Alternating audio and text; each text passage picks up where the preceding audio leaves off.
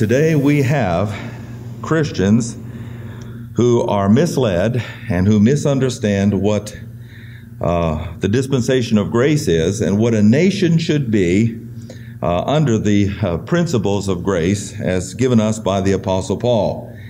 I believe that our founding fathers did. They had had their belly full of a state-sanctioned church. And you know, one of my favorite people is John Bunyan, who was a man who stood true. He would not get his state license. He said, God has called me, and I'm not going to preach what the Anglican Church wants, what the Congregational Church of England wants. I'm going to preach what God wants me to preach. Well, he went to jail for it, and his family suffered for it, but our forefathers had enough of that type of thing. So therefore, the very First Amendment of our Constitution says that Congress can pass no law respecting a religion. They cannot say that our nation is going to be Christian or Jewish or Muslim or what have you. The minute they do, they are breaking the law. Nor can they prohibit the free exercise of someone practicing their religion. Now, the conclusion that we must face with regard to the First Amendment is simply this. America can never be a Christian nation. Anytime you have a politician or a preacher, and I put that in quotes and question marks, say that it's a Christian nation, you're having a man breaking the law and telling you a lie. It is not a Christian nation. There might be some Christian principles upon which it's founded. For example, freedom. That's a Christian principle. It's found right in the Word. And that's fine as far as it goes. But freedom dictates that a person can believe what they want to believe this side of criminal activity in the United States of America. And that was paid for by people of all faiths or no faith in the wars that we've had. All right? The second conclusion is this. If you're going to have something that therefore is public and is paid for by the public with their tax dollars, you must have a separation of church and state. You cannot have the church controlling the state or the state controlling the church. Now, the reason I said that we've got Christians today that are misled, they're trying to have the church control the state by forcing the state or a certain public school to have Christian prayers or mandatory prayer in their school. Therefore, they violate the very first principle of the angelic conflict, volition. And here is our motto. We cannot and do not Christianize a nation, that is, legislate from the outside in so-called Christian practices. Now, there is a measure of morality that's gleaned from the Bible and the Ten Commandments. But for example, we always want the Ten Commandments in a public school. Now, think about this, if you will. To whom were the Ten Commandments given? The nation of Israel. The very first commandment says, "Thou shalt have no other gods before me." What God was that? Jehovah.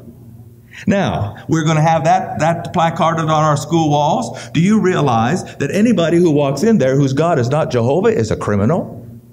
If this is a theocracy, and if we're going to force our kids to go by those Ten Commandments, and especially, when is the last time that we closed down the United States of America, aside from closing the government down because we didn't have enough money, closed down the United States of America on a Sabbath day and didn't allow anybody to work?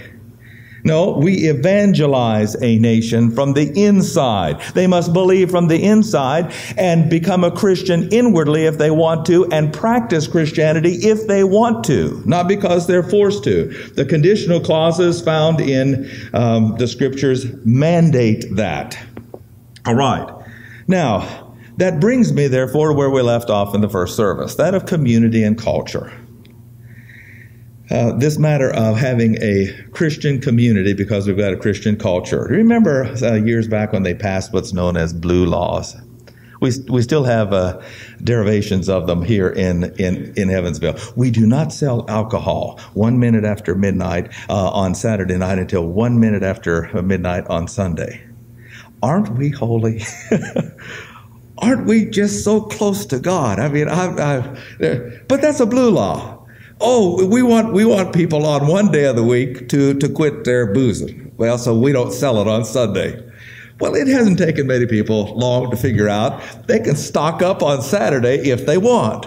But anyway, we're holy because we, and up there at the Gustav House, the Amish people, the Mennonite people, and so forth. Oh, this matter of capitalism. Whoa, boy. You know, we just use horses. We use the wind and the elements. We do not use electricity. We don't use motor cars, and we are not going to make money off of it.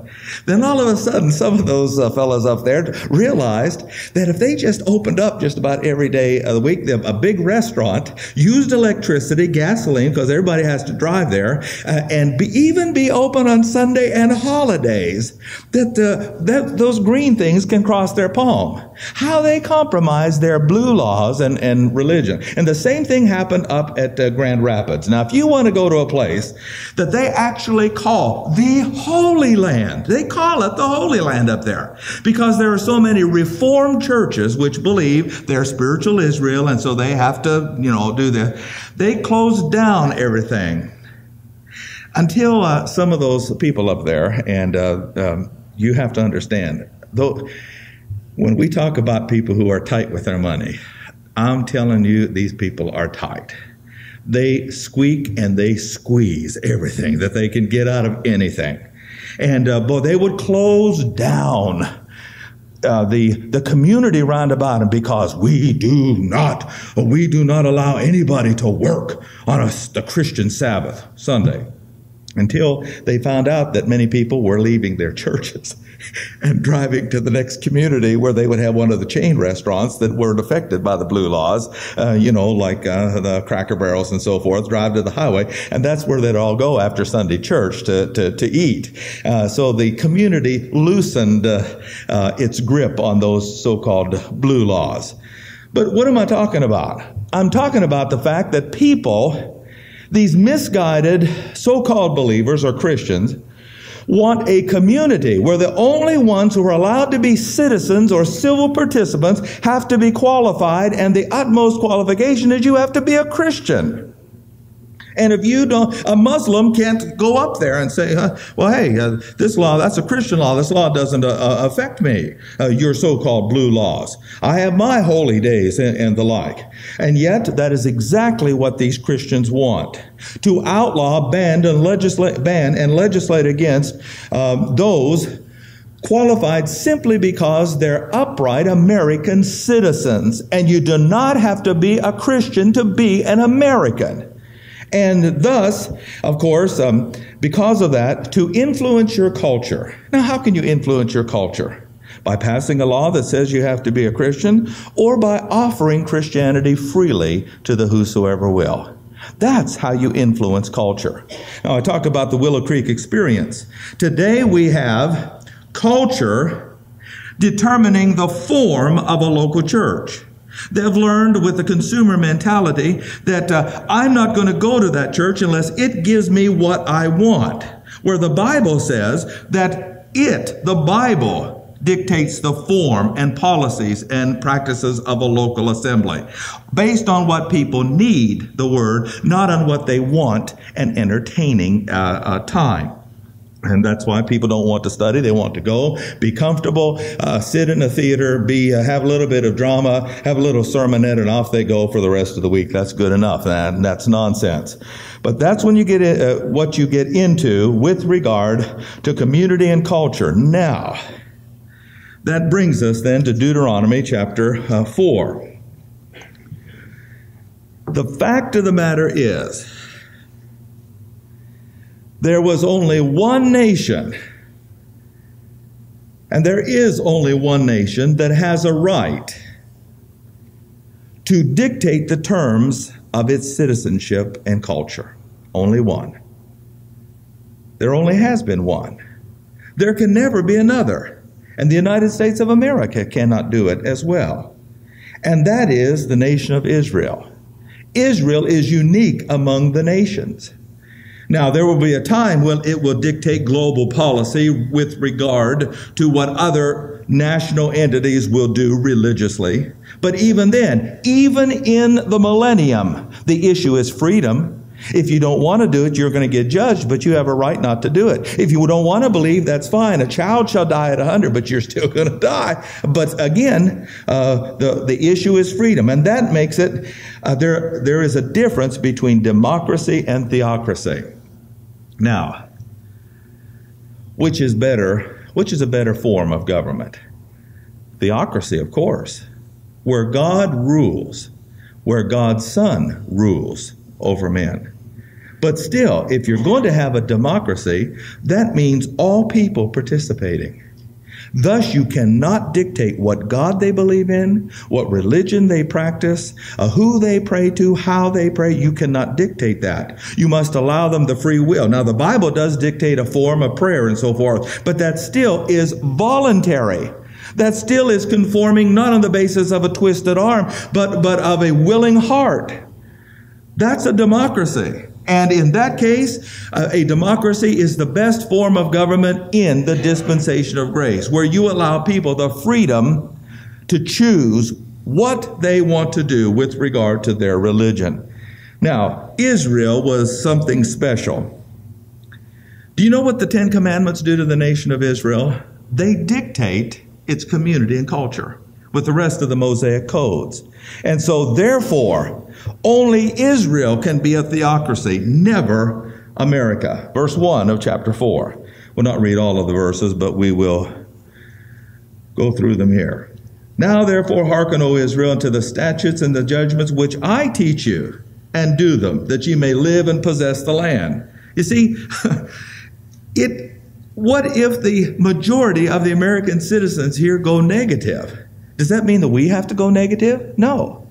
But if they start passing laws with regard to what religion they want, and everybody is positive toward a false religion and negative toward Christianity, what do we have here that ensures our lives and preserves our way of worship? Freedom. But Israel did not have that freedom. God said to Israel, this is what you do, or you're not going to live and possess the land. You'll not add to the word which I command you. You'll not diminish aught from it. You might keep the commandments. Verse number 3. Your eyes have seen what the Lord did because of Baal Peor. Now that was another religion. Guess what they did to people of other religions in a theocracy? They killed them. Guess what they did to those of their citizenship that followed after other religions? They killed them. Plain and simple. That's what a theocracy does. Do we want to make America a theocracy? That is just fine. Let's take out, first of all, those of our family that are unbelievers. And let's shoot them right on the spot. But that'll make Christians out of a whole lot of people, won't it? Real fast. Let's just shoot them, okay? Will you believe? Well, no, I really don't want to. Bang, you're dead, okay? Then but you're not going to do it with people you love. We're going to back off. But under a theocracy, you must do that. All right? I have, notice, your God has destroyed them from among you. Talk about a divine community and culture. They had it. This is what you do to live and possess the land. I've taught you statutes and judgments, even as the Lord my God commanded me. Moses is speaking. Keep therefore and do them, for this is your wisdom and your understanding among the nations. Surely, last part of verse 6, this nation is a wise and understanding people, for what nation is there so great that God is nigh to them as the Lord our God? What nation, verse 8, is so great that has statutes and judgments so righteous as all this law, so righteous as all this law, which I set before you this day. Now, Israel was forced by God, but you have to remember that there was a connection. There was a union between church and state. God picked the political leader and God picked the religious leader. God picked Moses at this point and God picked Aaron. God picked who he wanted to serve in the church. God picked who he wanted to serve in the political realm. But both were God's choices and both were filled with the Spirit and both had unique gifts for their office. Now, do you suppose that anybody in office today, I'm sure there is some exception, is chosen of God for that particular thing because of their beliefs and deep commitment to God and in attempting to make America a theocracy? I doubt it. Israel is the only nation that can force its citizens to believe or be killed. In the dispensation of grace, the terms are absolutely different. Okay? Let's just look and see with regard to this. Let's turn to Acts chapter 5.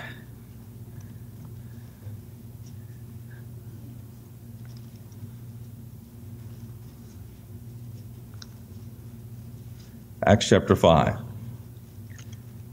Now you will remember that the leaders of the Jewish nation corrupted the Mosaic Code so that they actually had a more tight-fisted grip on their citizens with regard to following the law.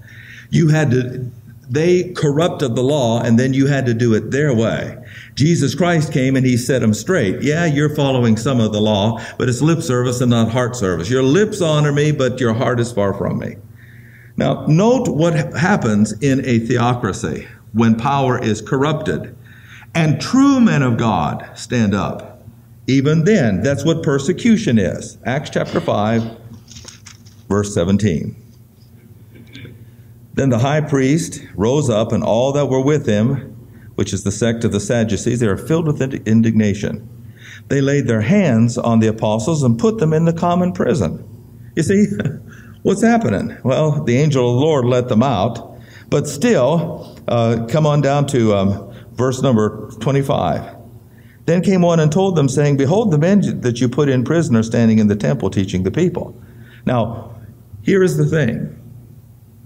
You can stand in the temple and corrupt the people with falsehood, or you can stand in the temple and teach the truth and demand that people conform to the truth in a theocracy.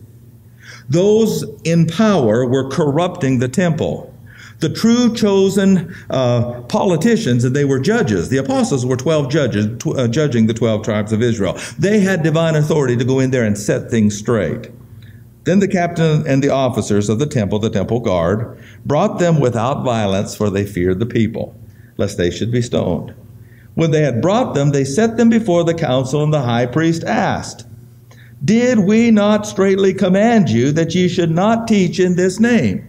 You see, the second aspect of Article 1 of our Constitution says, you cannot prohibit the free exercise thereof. The powers of be cannot say to you, you can't do that. You can't believe that. You can't teach that. And yet, in a theocracy or a corrupted democracy, they try. All right? You have filled Jerusalem with your doctrine and intend to bring this man's blood upon us. Now, here's the right answer. We ought to, in this case, obey God rather than men. Now, as a result of this, we must conclude that America must be a free society in order to fulfill God's plans for this dispensation. Turn, if you will, to Romans chapter 1.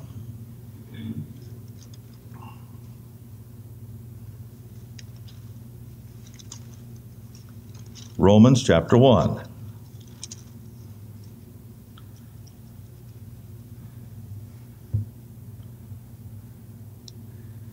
And in Romans chapter 1, verse number 5, we have the Apostle Paul telling us then that what we do is that we have, and this is the concept of the remnant, we have three layers.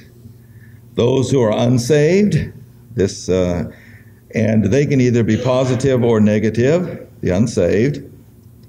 Those who are carnal, they're believers, they can either be positive or negative. Or those spiritual, they are only positive. The minute you go negative, you go into the second aspect of the container here. But the point of the church being raptured out is simply this. The majority of the citizens on this planet go negative. They reject. All you have to do is read the book of 2 Thessalonians. They do not want Christianity, so God sends them strong delusion. They do not love the truth. They do not want the truth, and God sends them delusion. He allows them to be misled. This part grows and grows, so there are fewer in the remnant. But that's the point.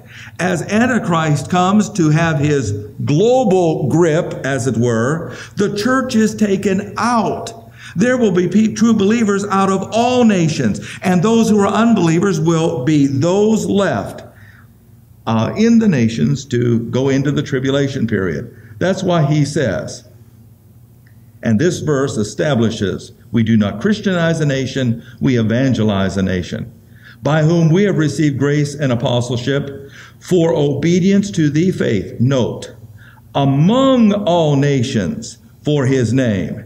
We do not Christianize the nation, we evangelize so that those from among the nations who believe will be added to the church and raptured out.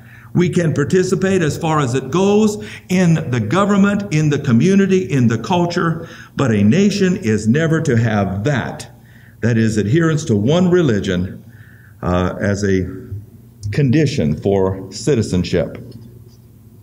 All right, let's go to point number 1 in Leviticus chapter 19.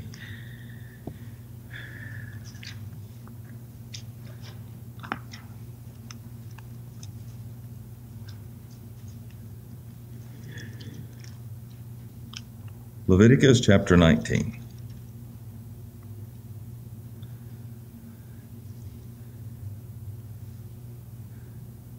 Point number 1 with regard to Bible principles. Now, as you're finding your place there, please remember, we are concluding that it is unconstitutional and therefore illegal to make America a Christian nation, to demand that our public school students pray to any certain God. If they want to pray, as we will see in our study, they can pray without breaking any law. They can do it. You can do it. And we're going to see that in just a little bit. Now, on the other hand, with regard to the public school, I must draw your attention to this just before we move on. Though we do not demand this of any student, however, we cannot keep a student from personally sharing his faith. Now, what I mean by that is simply this.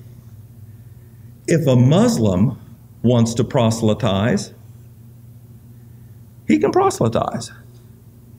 He can, on his own time, on public school property, talk about his faith. Now, it's the wrong faith, but he has a right to talk about it. A Christian, therefore, has the right to say, well, now, yes, I know you follow Allah, but Allah nor Muhammad, his prophet, didn't die for your sins. And the Bible teaches that is the solution, the cross. Believe on Christ and you'll be saved. Not follow Allah in being a good Muslim and you'll be saved. Or die in some holy war and you immediately go to heaven. There is the interaction of ideas. You cannot keep them from doing that. You cannot keep them from reading a holy book on the Bible. If they want to read the Koran and they have the time to do it, if you let a Christian read his Bible, you've got to allow him to read the Koran. If you let the Christian read his Bible, you have to allow the Jehovah's Witness to read his perverted book of Scripture, or a Mormon to read the Book of Mormon. You must do it. The minute you say, well, you can't read the Book of Mormon, but you can read the Bible, that is respecting a religion. And that Mormon, daddy and mommy, paid taxes for that Mormon to do what he wants to do in a public school, and as well as the Christian. But to begin with, do you know what a public school is for? I know this might be foreign to many American citizens, but do you know what a public school is for? I mean, guess what? It's not football and basketball. It is not study hall and dances. it is not to struggle over religion. Do you know? And this, I'm telling you, if I could tell this to the Congress, it would be an illumination, a revelation from God. What a miracle if they understood, and our society understood, that a public school is for this, learning academic subjects. Can you imagine the revelation? You mean nothing else matters unless you learn? Yes, that's right. You can go through, and if you don't learn anything, you are a pitiful American citizen. You need to learn something so that you might be able to support yourself in life. That's what a public school is for. Reading, writing, and arithmetic. Just so we can keep the 3 R's. They flunk spelling, but they at least get the alliteration right. Reading, writing, and arithmetic. Okay. But if they want to read their holy book, they have a right, just as a Christian has a right to read the Bible, say in study hall, on his own time, as long as it does not interfere with the rights of others, offend somebody else in that sense, violate a fairness policy, disrupt the discipline of a classroom. Do you know something? I believe it's sinful if the teacher is teaching English and there's a person back there trying to witness. I had a roommate. I've told you this before. His name was Carl Ray. And he was zealous for Christ. And he never had any money to pay for his schooling. And he's always getting fired from jobs. And he would either be a waiter or he would pump gas or what have you. And I asked him one time, I said, well, Carl, that's not a good Christian testimony to keep getting fired from all of these jobs. What are you doing? He says, well, they just don't like me because I'm witnessing all the time. And I said, did it ever dawn on you that if the man is there paying you to pump gas, that is what he wants you to do and not witness all the time? And if a man is paying you to wait on tables, that you should be earning your money by waiting on tables and not witnessing on your own time to witness, to maintain a Christ-like example. Absolutely. Do that. You can do that and still work for that fellow. But to take on his time with his money to witness to somebody else in a situation where you should be working, I said, I'd fire you too. That is not the time and place. That, in fact, is stealing.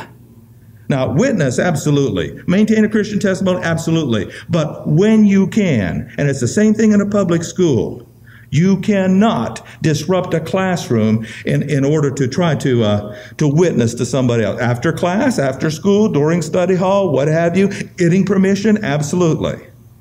And hope we get the drift. Now, the very first point I have is simply this. All public buildings are collectively owned in America by tax-paying citizens of every creed. Have you ever heard of somebody not paying taxes in America aside from criminals? I mean, you have to pay them. We gripe about it, but we have to pay them. We levy taxes to get a new school system, new school building, and the like. They are mandatory. Under penalty of litigation, you can go to jail for not paying your taxes. But that goes for every religious person in America, even the non-religious people. They have to pay. Now, what does that mean? Everybody owns a piece of the rock then. You put in your 2 cents worth, then 2 cents worth of that building is owned by you. The purpose of that building, the government tells us, is a secular academic education for our kids. That is its stated goal and purpose. Therefore, everybody pays into the kitty to fulfill that goal, realize that aim. However, if somebody comes along and says, well, what we're really going to do is we're going to make them pray a Christian prayer. Or let's reverse, put the shoe on the other foot. We're going to make everybody pray to Allah. Then what does that do to those of other faiths and creeds who have paid into it? Well, you have just robbed from them. Do you realize that? You have just, and I hear this all the time, and it makes me mad. We in Evansville here have people get on the phones and, we have just got to do this. We're going to have a day of prayer where Christians are going to take over their campus in the name of Christ. And I say, take over a campus. And I think of the sanctity of property and the rights of property owners. Take over a campus. Now, that home, it is owned by us individually, and what we say goes on that property. Is that not right? What about a church? Though we disbelieve in the doctrine of other churches, we hold to the right that they can build a church if they want to and hold whatever type of service they want to at that point. We don't go, well, I'll tell you what, there's a Jehovah's Witness church right down the road here. Let's go down and douse it with gasoline and poof, burn it. And because they don't have that right. No, that's not. They can build as pretty and as fine a building as their congregation can muster. But it's the same thing with a school. That is not Christian property. That is the collective property of the taxpayers of the United States of America. And to make it anything other than what it is stealing and extorting money. You must pay your taxes, but I'm going to make it something other than what it is. A Christian school. And that is wrong. So suppose, let's just turn around into your home. Some Muslim gets the idea like these Christians do. They get a vision from God. That home is not a Muslim home. That family doesn't pray to Allah. So they're going to come in there and they're going to bring a crowd of 50 people. And they force their way into that home. They circle that home. They go around the flagpole holding hands. And we're going to claim this home for Christ. And they come in and their leaders are there. And they say, this home is not a Muslim home. You do not pray to or worship Allah. And we are here to, on this property, make it distinctively a Mohammedan home. And you would get your Winchester shotgun and you would load it. And you would draw the barrel and you would say, I'm about to dedicate the back wall of my home to the Muslim religion here. Wouldn't you say? I would. Yeah, that whole back wall here is just about to be dedicated to the Muslim religion. And everybody else is stepping on my property. It's the very same thing. Now, all you have to do is translate that right there to a school. Suppose the administrator and many of the teachers are Muslims. And they do not force their faith down on the student population, the student body. They teach academic subjects, and all of a sudden some Christian gets the big idea. Oh, well, you're a Muslim administrator. We're going to make this school Christian. You're going to do it because we outnumber you, and we're going to force you to do it. And I'll tell you about that force. They are breaking the law, they are trespassing, and they are extorting. They are nothing, they're supposed to be Christians, but they're nothing more than misguided idiots, in my opinion. Leviticus chapter 19, verse 11. Let's follow the Bible on this business of property. Then, ye shall not steal. And of course, the Apostle Paul talks about these same things. We could go to his books for the same type of verses. Neither deal falsely, neither lie one to another. Ye shall not swear by my name falsely, neither shalt thou profane the name of the Lord thy God. I am the Lord. You do not defraud your neighbor, neither rob him. The wages of him that is hired shall not abide with thee all night until the morning. Now, we're simply going to stop there, and we'll go through this here in a minute and until the end of our time, and we're going to look at one word, translated by two English words, deal falsely. PL, imperfect. PL stem, that which is intentional. Imperfect means that it's something that is an incompleted action, so continual. Of kakash, to intentionally and continually act in a deceptive manner for the purpose of personal gain. What are they doing? And here is where we get the criminality factor. One person here under threat. The threat is the United States government will prosecute tax evaders. So if you do not pay taxes to the public school, you're going to be prosecuted. But you pay taxes under the assumption that that public school is not going to have a religion attached to it. Article 1 of the Constitution. And that public school is going to teach academic subjects, leaving religion out of it, except in the personal lives of the students. Fine. And you go and you take the tax from this person who assumes one thing, and you make it your own. This is personal gain, and that is extortion. Give me your money or I'm going to break your arm. Give me your money or I'm going to blacken the eyes of your children. Give me, and that's a criminality factor. Are these people good Christians? No, because they corrupt their doctrine and dispensationalism, thinking they're spiritual Israel and trying to make America a Christian nation. They want to make their schools Christian schools. But the problem with that is those of all creeds and no creeds pay for that school. If we're going to make the public school a Christian school, then we ought to just simply say, okay, fine, only Christians pay for it. You go ahead and have your Christian school. But those of other faiths and religions who just simply want a secular education, we're going to start a school and you keep out of it. You stay away. Because they're nothing but troublemakers. All right. So it says, you'll not deal falsely. And that's exactly what we're doing. We're telling the taxpayers, give your money or else for a secular education.